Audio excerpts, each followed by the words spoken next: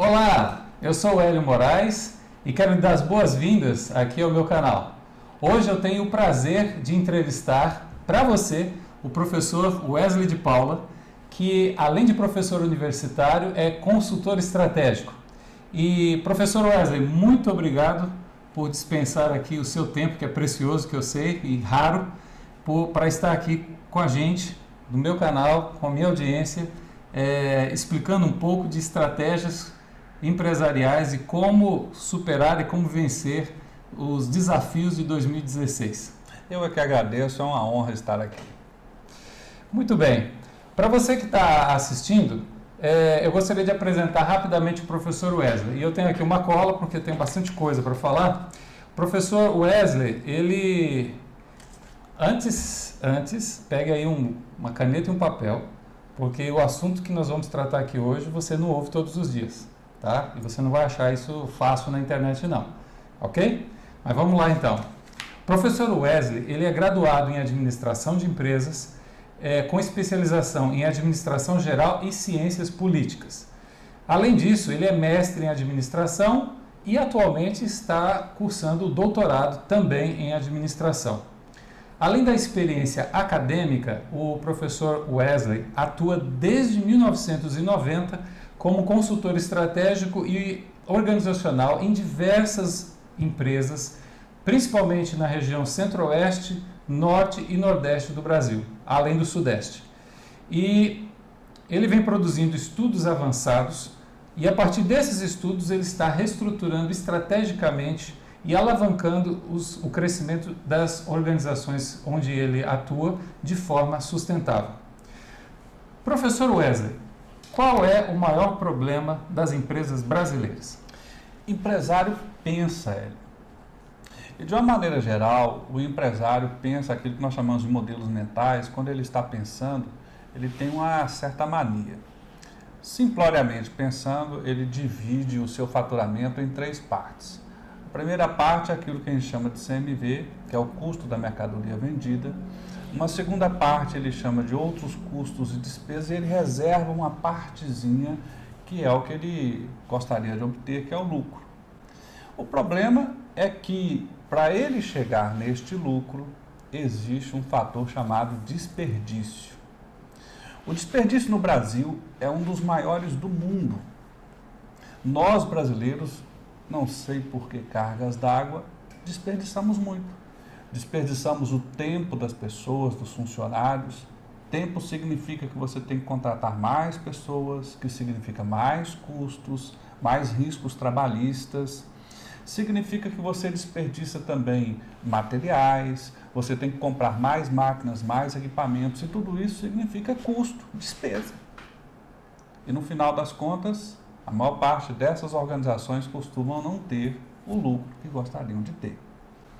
Muitas vezes até tem lucro, um pouquinho, poderiam ter muito mais. O combate ao desperdício é absolutamente necessário. Uma pesquisa da ONU, levantada no Brasil em 2012, constatou que, em média, no Brasil, o desperdício é da ordem de 30% da receita toda que uma organização obtém. Então, imagine, por exemplo, que muitas empresas pagam hoje cerca de 40% em tributos. Imagine o lucro que fica para essas empresas. E agora você imagine que é 30% em desperdício. Esses 30% podia estar no bolso do empresário, Com certeza. no formato de lucro. Talvez não consiga de imediato ou em curto espaço de tempo eliminar 30% de desperdício, mas já imaginou se você consegue eliminar 10%, que tem impacto de 10% na receita da organização como um todo, ou de 5%, ou de 15%, é muita coisa. Muita coisa, é verdade. Puxa vida, já viu quanto desperdício?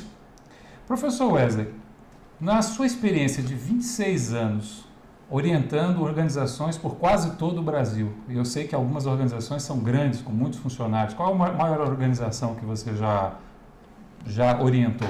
Empresas de 2.000 funcionários, 2.000 funcionários. Então nós estamos falando de empresas grandes, como também empresas pequenas. Sim, pequenas. Nessa sua experiência, qual o principal erro que você vê desses empresários, dos empresários brasileiros? De uma maneira geral, Hélio, as pessoas à frente de uma organização se esforçam muito, se dedicam muito, colocam ali o seu empenho, mas às vezes estão se empenhando, se esforçando por aquilo que elas talvez não necessitassem, não deveriam talvez. Então veja, se você se esforça por aquilo que não é necessário, você está se esforçando errado, o resultado não virá. Verdade. E por que essas pessoas ou esses empreendedores, esses gestores fazem dessa forma? Ora, porque eles não têm um método. Eles não têm como fazer, não sabem como fazer. Eles estão se esforçando naquela esperança de que algo incrível, fantástico aconteça. Quando, na verdade, eles deveriam ter uma forma de chegar lá. Então nós temos já disponível por diversos pesquisadores, por diversas formas, diversas ferramentas que poderiam ser utilizadas numa sequência que poderia ser utilizada de um jeito correto de se fazer. Essa é a principal questão. É agir não por achismo, mas agir por método. Essa é a grande questão. E nós temos métodos, inclusive, muito antigos. Lá na Grécia Antiga, por exemplo, no tempo da escola peripatética, nós já tínhamos aquela forma de pensar. Lá na Grécia Antiga, por exemplo, os gregos já diziam na filosofia que a primeira coisa que você deveria saber é que esteja onde você estiver, você terá problemas. E a empresa é um lugar em que a gente está. Sim. Você tem problemas. Sim. E você está sempre tentando resolver esses problemas. Ocorre que a gente tenta resolver o efeito do problema, aquilo que aparece. A conta que eu tenho que pagar hoje, não consigo pagar. E agora, como é que eu vou fazer para pagar? Você tinha que resolver a causa do problema. Então, muitas das vezes, e na maioria das vezes, para você resolver o problema, você tem que achar a causa e não atacar o efeito. Não é? E para você fazer isso, tem que ter método. Tem que conhecer as ferramentas. Sim. Tem que praticar essas ferramentas. Essa é talvez uma das questões elementares que a gente está dizendo aqui de uma maneira simplória, mas é exatamente isso. Ou seja, nós temos muitos empresários bombeiros. Bombeiros e sem métodos. Bombeiros e sem método. Porque até para apagar fogo tem que ter método, tem que ter método, exato. É verdade. Bom, pelo que eu entendi, não basta ser empresário por intuição. Normalmente o empreendedor ele tem uma intuição, ele tem um instinto, né, de criar algo novo, isso é louvável, mas para manter a empresa, hoje se fala tanto de sustentabilidade e não é só de ecologia, né? A sustentabilidade também é da empresa, ela tem que ter vida própria e vida longa. E esse espírito, esse instinto do empreendedor, ele não é suficiente, não é isso? Não. Ele precisa pensar estrategicamente. Por exemplo, ele precisa pensar no longo prazo e agir no curto prazo. Porque o futuro é algo que, se nós não falecermos, se não morrermos, inclusive se a empresa continuar existindo, ela existirá no longo prazo ou no médio prazo. Mas para que ela exista hoje, amanhã, depois, eu tenho que agir hoje. Então eu não posso pensar apenas em sobreviver hoje. Eu não posso pensar apenas em não deixar a empresa não existir hoje. Eu também tenho que estar plantando sementes para este amanhã que virá. Se eu não plantar essas sementes, esse amanhã nunca chegará.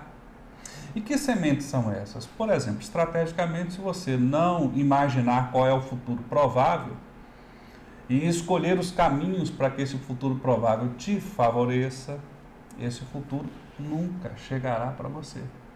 Então a gente vai passando com os nossos esforços, os cabelos brancos vão chegando e a gente vai lembrando, puxa, eu sofri tanto ontem, sofri mês passado, ano passado, e eu me esforço tanto e estou sofrendo e não consigo resolver o problema. Hoje eu continuo no meio do problema. E amanhã, como é que será? Problema nunca vai deixar de existir na empresa, só troca de lugar. Porém, ele poderia ter mais alguns casos de sucesso misturado com os problemas e cada vez mais situações de sucesso para que as pessoas também desfrutem um pouco do sucesso. É verdade, porque ficar só apagando incêndio é desgastante, não é verdade? Exatamente. Muito interessante essa sua colocação. E eu acho que você que está aí nos assistindo está curioso agora para saber como um empresário deixa de apagar incêndio, seu empresário bombeiro, para ser um empresário de pensamento estratégico? Mas antes de você responder, eu tenho uma coisa para você. Fique até o final, porque eu tenho uma notícia muito boa para dar e que vai, ou que pode revolucionar o seu negócio já agora em 2016. Então continue acompanhando a gente, além dos ensinamentos que você está vendo aqui, tem surpresa, tá certo? Então aguarda aí. Mas professor Wesley, continuando, como deixar de ser empresário bombeiro e passar a ser um empresário com pensamento estratégico? Eu me perguntava exatamente isso quando eu estava fazendo o meu bacharelado. Porque eu fui introduzido a diversas teorias, cada uma me parecia mais fantástica do que a outra. Só que cada uma delas pareciam ser antagônicas às outras. E eu falava, puxa, me perguntava, se são tão fantásticas essas teorias, por que elas se discordam entre si? Sim. Não é verdade? É. Então, eu comecei a perceber que todas elas, em grande medida, ou na sua totalidade, ou em parte, tinham lá suas verdades. Tá. Eram aplicáveis, mas não eram aplicáveis a todos os casos. E nem eram aplicáveis sem que houvessem determinados precedentes. Determinadas coisas tinham que haver. Então, aquela situação em que a gente vê assim, a grama do vizinho é mais verde, aquela empresa X lá fez assim, então eu vou fazer também na minha, não se aplica muito. Nós vemos os casos, eles são motivadores, o caso do vizinho que é um sucesso é um motivador, sem dúvida nenhuma, aprendemos com ele, sem dúvida nenhuma, mas o caso do vizinho pode não ser necessariamente o meu caso, porque o vizinho pode estar numa situação diferente da minha. Sim. E é nesse sentido que surge o método SPIMAC. O método SPIMAC foi criado por mim, mais alguns outros colegas que estudavam a fundo essa questão, e chegamos à conclusão que todas aquelas teorias eram válidas, todas aquelas ferramentas eram válidas, desde que se colocados em determinada sequência, num determinado cenário. O método SPIMAC, ele não é revolucionário a ponto de criar nada incrível, exceto por um fato, ele é sequencial. Ele aponta o que deve ser feito primeiro, o que deve ser feito segundo, o que deve ser feito em terceiro lugar, em quarto lugar e assim sucessivamente, dependendo daquela situação em que aquela organização se encontra. Certo. Então ele é adaptável, ele é modelado em função da realidade da organização. Isso. Perfeito. Naquele cenário, naquela condição que a empresa se encontra. Então, por exemplo, muitas empresas elas estão ali numa situação de penúria econômica, que é aquilo que a gente chama de sinal de fraqueza, ou de situação de fraqueza, de fragilidade. E ela está pensando em atacar o mercado, quer dizer, um despropósito. Numa situação de a gente tentar demonstrar isso contando um caso, imagine que essa empresa fosse uma organização semelhante a uma pessoa que está doente. E um doente, então, resolve ir para um ringue e brigar com alguém. Vai perder. Com certeza. Não é verdade? Pode até ser que essa pessoa que representa essa empresa seja boa ali de algum tipo de arte marcial, alguma coisa nesse sentido, mas ela está doente. Ela não tem força, não tem ânimo, não tem condição para atacar. Então ela não pode ser posta no ringue, ela tem que ser posta no hospital. Sim. Não é verdade? Na primeira fase do método, é o que nós chamamos lá, assim o nome meio popular, de sarar o doente. Então você chega numa organização, ela está cheia de feridas, cheia de chagas, fragilidades. Então você tem que identificar quais são essas feridas, quais são essas chagas, quais são essas doenças. E então você busca sarar essas doenças, essas feridas, essas chagas, de maneira que aquela organização, semelhante a uma pessoa, se reequilibre, retome o vigor, e é nesse momento então que ela pode atacar. Então veja, se o vizinho lá que tem a grama verde está atacando, mas não está doente, ele está certo. Mas de repente aquela outra pessoa que sou eu, que é a minha empresa, que estou doente, não está certo para mim naquele momento atacar. Só porque eu estou copiando o vizinho, que é um sucesso. Então, o meu caso é meu caso. ele é único. Sim, sim.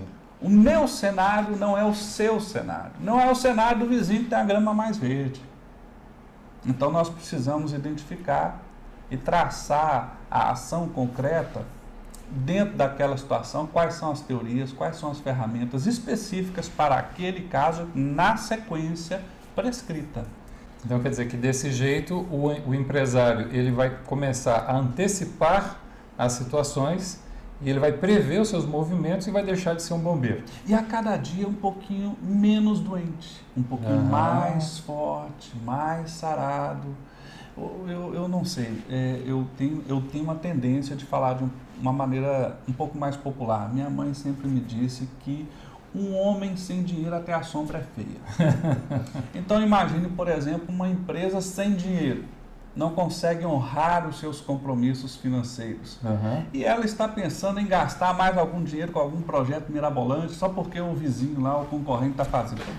Não vai acabar muito bem. Não, concorda? não vai. Concordo. Não é uma história assim muito bacana. Então seria mais interessante ela fazer uma coisa assim interessante, como, por exemplo, tratar de fazer caixa, fazer reservas financeiras suficientes a ponto de que ela consiga os recursos humanos, tecnológicos e financeiros que sustentem o ataque que ela pretende fazer. Então tudo tem um método e tem uma sequência lógica. Princípio, meio e fim. Princípio, meio e fim. E dentro desse contexto, você poderia citar, obviamente sem citar nomes, mas citar aqui para a gente algum caso, alguma situação específica onde esse método foi aplicado e revolucionou o negócio?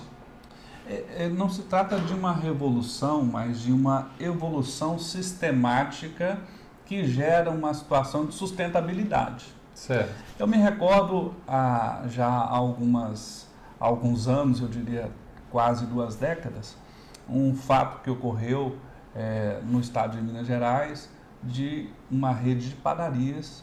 Nós tínhamos lá 3 padarias que estavam sofrendo um ataque que é muito interessante do ponto de vista estratégico. Porque, de uma maneira geral, se nós olharmos as teorias ligadas à estratégia mercadológica, nós podemos dizer que o que as pessoas compram das empresas não é preço, não é produto. O que as pessoas compram são benefícios de acordo com aquilo que elas dão valor. E essa padaria estava sofrendo um ataque de uma nova padaria que se instalou e a sua principal estratégia era vender o pão pela metade do preço. Nossa. Se não me falha a memória, naquela época o pão era vendido a 10 centavos, porque naquele período histórico não se vendia pão como hoje, aquilo, mas por unidade. E o pão francês, no caso, era a 10 centavos e o concorrente estava vendendo a 5 centavos. E o que nós fizemos? Resumindo bastante a história, nós fomos verificar se a operação que esse concorrente estava fazendo era sustentável. Certo. E chegamos à conclusão que ele investia algo em torno de 4 centavos por pão para vender o pão a 5, e a margem de contribuição do pão era 1 centavo. Certo. E que aquilo só era possível de dar lucro se ele tivesse pelo menos 70% de participação de mercado naquela cidade específica. E, na nossa opinião, pelos levantamentos que nós fizemos, ficamos lá tentando verificar, chegamos à conclusão que achamos que ele tinha algo em torno de 85%, ou seja, ele tinha lucro. Mas para que ele tivesse lucro, ele estava quebrando o mercado. Como é que se enfrenta uma situação dessa? Não é? Como? Se a gente baixasse o preço também... A famosa guerra de preços, né? Ambos a 5 centavos. Sim. Então, ambos quebrariam. Sim, verdade. Não é mesmo? Sim. E nós vamos fazer aquilo que nós chamamos de pesquisa de escala de valor, que é basicamente, simploriamente, eu não vou falar aqui da metodologia, mas levantar com o cliente o que é que faz com que ele escolha ou esta padaria ou aquela. Certo. Então, além do benefício central, que é obviamente saciar a fome, nós descobrimos que o que faz o cidadão comprar pão nesta padaria ou naquela padaria, o principal motivo é a proximidade. Então, as pessoas, em mais de 70% dos casos, estavam comprando o pão da padaria mais próxima. E nós pegamos então um mapa da cidade, colocamos sobre a mesa e colocamos os alfinetinhos para saber onde é que estavam as padarias e descobrimos uma coisa curiosa. Todas as padarias estavam no centro da cidade. Nossa. Era uma cidade que há cerca de 50 anos todo mundo estava ali. E a cidade foi crescendo e o centro foi ficando muito caro e as pessoas foram se mudando para a periferia. E na periferia ninguém tinha padaria. Nossa. Então as pessoas, para comprar o seu pãozinho de cada dia, tinha que ou pegar um ônibus, ou o seu automóvel, ou a sua bicicleta, e ir lá no centro comprar a padaria. Já que ele tinha se esforçado tanto, ele comprava o pão mais barato. Claro.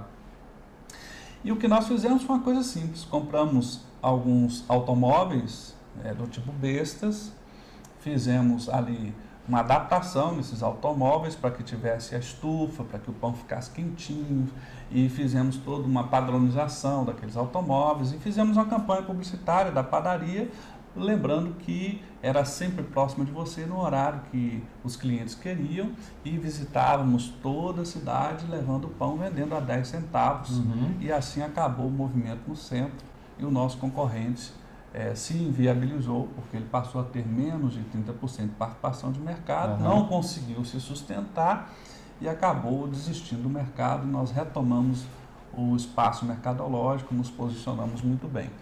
Então veja, essa é a sequência. Você precisa achar quais são as causas das suas feridas. Sim. Feridas de gestão, feridas estratégicas, feridas mercadológicas.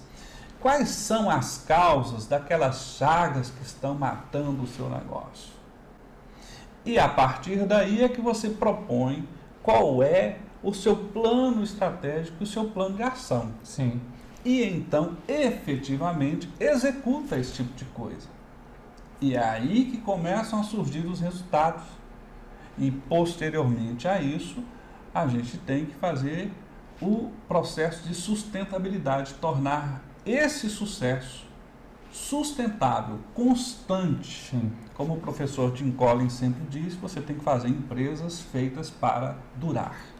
Senão, é o caso da padaria que entrou e depois saiu. Quer dizer, ela estava tendo um sucesso momentâneo, mas depois ela não conseguiu se sustentar. Não é? Exatamente. Fantástico exemplo. Muito obrigado. Esse exemplo, olha aí, anota. Eu disse que era para anotar, mas vamos lá, vamos continuar, porque ainda tem mais coisa boa aqui pela frente. Bom, depois desse exemplo, eu acho que ficou claro para você que existe uma forma e uma fórmula de administrar o negócio sem usar o famoso achismo, não é? Sem andar dando tiros no escuro. Agora, que tipo de ferramentas a pessoa que está aqui nos assistindo, o empreendedor que está aqui nos assistindo, ele pode utilizar para alcançar esse tipo de resultado, para ele poder se guiar, como se fosse uma bússola, né? Para não ficar só ao sabor do vento? Nós temos ferramentas desde simples a ferramentas complexas, mas nesse momento eu gostaria de falar das mais simples, aquelas que são principais, que te ajudam a raciocinar soluções a partir dos seus problemas imediatos que você está ali, e que são coisas que normalmente eu falo nesse workshop, que eu faço muito raramente. Mas, por exemplo, nós temos a matriz de priorização, a matriz da escola peripatética, que mais recentemente é conhecido como a matriz dos 5 porquês, né? A matriz Gucci, nós temos o SWOT estratégico, que envolve o casamento de dois tipos de SWOT quantitativos. É interessante porque tem um processo de votação que aponta exatamente quais são os 5 pontos que resolvem cerca de 80% dos problemas daquilo que está sendo analisado especificamente. Não é uma análise SWOT simples? Não. Ela é bem profunda, bem complexa, envolve votação, quantitativo, porque é inclusive baseado no diagrama de Pareto, né? Que é aquela escala de 20-80, ou seja, se você resolver 20% dos seus problemas, você resolve 80% das questões ou do efeito do problema na empresa. Então nós temos um sequencial de pequenas ferramentas que, entrelaçadas entre si, apontam efetivamente um caminho resolutivo dos principais problemas que você pode encontrar numa organização. Fantástico, professor Wesley. A maioria dessas ferramentas que você citou aqui são ensinadas, eu acho que em raros cursos de pós-graduação no Brasil, e né? Bons cursos. Tem que ser bons cursos, né? Cursos, Eu não disse para você anotar aí, mas eu acredito que quem está aqui nos assistindo tem interesse em se aprofundar e conhecer mais, né? Você tem alguma bibliografia, alguns livros para indicar para o nosso público, para pesquisar e deixar de ser bombeiro? Olha, são muitos livros para fundamentar as ideias. Mas é claro que nós podemos citar alguns. Por exemplo, um livro que você não pode deixar de ler é A Meta, de Goldratt. É um livro realmente incrível. Aliás, toda a bibliografia de Goldratt merecia ser lida. Outro livro muito relevante de se ver é Safari de Estratégia, de Ninsberg. Realmente, embora seja necessário que você tenha um embasamento razoável para entender as ideias ali, mas de fato é um grande livro que merece ser lido. Se você começar a pensar em Peter Senge, A Quinta Disciplina, também outro livro fantástico, e assim sucessivamente. Eu poderia ficar falando aqui de dezenas, talvez. Claro. A metodologia do método SPMAC, ele é baseado em centenas de bibliografias, né? E a grande sacada do método, portanto, não é a falta de embasamento, que aliás ele é muito embasado, mas é exatamente pegar todas essas teorias e essas ferramentas em diversos tipos de autores e conseguir sequenciá-los. Misturá-los e sequenciá-los. Criar uma lógica, né? Criar uma lógica sequencial. Por isso que você disse que no início, lá na sua carreira, ainda na época da graduação, parecia que as estratégias eram excludentes. E muitas vezes eu ficava me perguntando assim, incrível, e agora, como é que eu uso isso? Em que momento eu uso isso, né? Porque você muitas vezes aprende aquela teoria ou aquela ferramenta, daquela ferramenta, mas você sabe fazer, mas não sabe quando fazer, em que cenário fazer, né? Até que extensão fazer. Então, esta é uma questão muito pertinente. Será que no meu caso, nesta conjuntura, devo fazer isso agora? Uma boa pergunta. Nós só temos, Hélio, 24 horas por dia. Depois da morte, é a única coisa em que todos os seres humanos são iguais. Eu tenho um tempo limitado de vida e só 24 horas por dia. O meu tempo, no dia, tem que ser dividido para a empresa, para o meu trabalho, portanto, tem que ser dividido para a minha família, eu tenho que arrumar tempo para mim, eu tenho que arrumar um tempo para aquilo que alguém já disse que é o ócio criativo, que é parar para curtir a vida, para pensar. Nós também temos que fazer isso, mas nós só temos 24 horas por dia. Desafio grande. 24 horas por dia, só isso. Então, se nós não formos produtivos e formos focados, como diria Al Rice, foco é fundamental para o sucesso. Eu posso fazer tudo, mas se eu fizer tudo, eu acabo não fazendo nada. Se eu tentar fazer tudo, eu não faço nada. E aí onde a gente entra na questão do desperdício que existe no Brasil. Excelente, professor. Esses livros realmente, eles são fantásticos e são um ponto fora da curva. O problema é que as pessoas, elas passam muito tempo na televisão e a maioria não está disposta, às vezes, a investir R$200 ou mais em um desses livros, né? Mas quem estuda, quem se dispõe a investir em conhecimento, consegue se diferenciar facilmente da concorrência aqui no Brasil, não é mesmo? É verdade. Existe uma teoria chamada teoria dos modelos mentais, que é a forma com que as pessoas pensam, não é? A filosofia antiga lá da Grécia já dizia que não existe ação sem pensamento. Você, antes de fazer qualquer coisa, pensa antes. Mas já imaginou se você pensar errado? Aham. Vai agir errado. Vai pensar errado e agir errado. Verdade. Não é? E o efeito não será certo. Não será bom, entende? Então, uma arte que a gente tem que preservar e cultivar é a arte de pensar certo. Então, nós temos que ir em busca do conhecimento, do pensar certo, porque se nós, em primeiro lugar, pensarmos corretamente, começaremos a fazer corretamente aquilo que precisamos fazer e que vai dar aquele resultado ideal, gostoso, justo, que necessitamos. O sucesso que a gente diz é o resultado que começa lá nesse pensamento inicial, não é? Olha, como eu falei anteriormente, eu disse que eu tinha uma notícia muito boa para dar para você. Então, agora presta atenção no que eu vou te falar. Como eu disse, o professor Wesley, ele tem uma agenda muito lotada e ele dispensou aí um pouco desse tempo precioso para estar aqui comigo e com vocês também. E nós chegamos a um acordo, ele tem um workshop de 8 horas, um workshop intensivo, que a última vez que ele fez um workshop desse foi quando, professor? 2013. 2013, faz bastante tempo, hein? O nome do workshop é Decisões de Alto Resultado. 8 potentes ferramentas testadas para você. Professor, fale um pouquinho mais como funciona esse workshop. Esse workshop nada mais é do que a apresentação dessas ferramentas numa sequência lógica e mostrando em estudos de caso uma forma de as pessoas aprenderem a ferramenta testando-as na prática. Uhum. De maneira que elas possam sair dali aprendendo a um raciocínio baseado em técnicas que elas podem aplicar tanto na sua vida pessoal quanto lá na sua vida empresarial.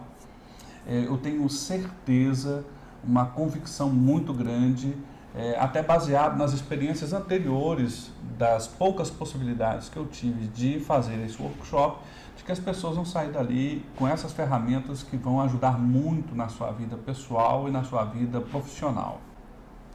Inclusive, parece que esse workshop não é assim para uma grande audiência, né? Explica um pouquinho mais assim Pelas ferramentas e técnicas aplicadas, não podemos ter mais do que 20 pessoas. 20 pessoas. Não podemos ter mais do que 20 pessoas. Portanto, além de ser apenas um evento, Sim. existe o fato de que não pode ser muita gente. Não é? Primeiro porque existem exercícios de aprendizado que você não aprende de uma maneira geral nas escolas comuns, que são dadas lá, estudos de caso, e até a própria estrutura existente não comporta mais do que essa quantidade. Então, realmente é uma situação limitada e que ocorre muito pouco, pelo menos na minha agenda. Eu não disse que a notícia era boa? Agora, vamos ver o seguinte, esse workshop vai acontecer aqui em Natal, no próximo dia 31 de janeiro, no Hotel Villa Park, ali na Salgado Filho. E, como o professor Wesley mesmo explicou, são apenas para 20 pessoas, porque as ferramentas, você não vai assistir uma palestra simplesmente, não é, professor? Não.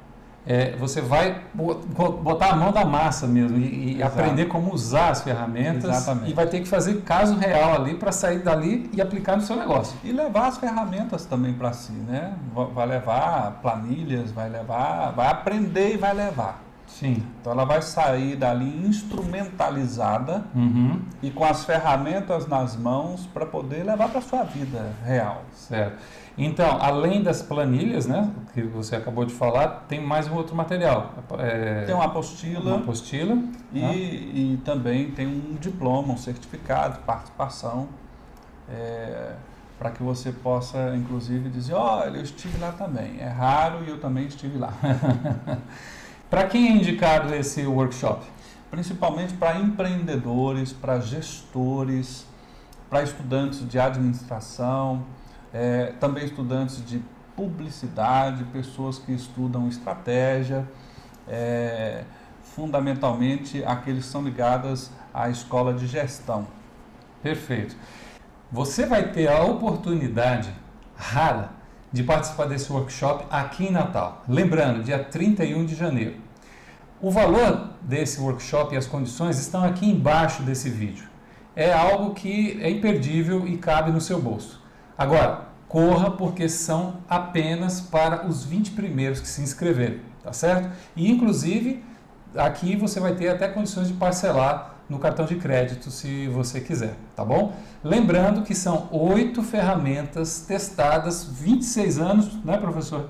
26 anos de prática. Você não vai aprender lá teoria, coisas só lidas em livros. Você vai realmente aprender coisas que foram testadas em várias empresas do Brasil. Então, se você está cansado dos resultados que você tem hoje na sua empresa, mude a estratégia. E esse workshop é a resposta que você talvez esteja esperando. Não é, professor? Até porque se você está tendo sempre os mesmos resultados, provavelmente é porque você está sempre fazendo as mesmas coisas. Verdade. Se nós queremos resultados diferentes, precisamos fazer coisas diferentes. Sim.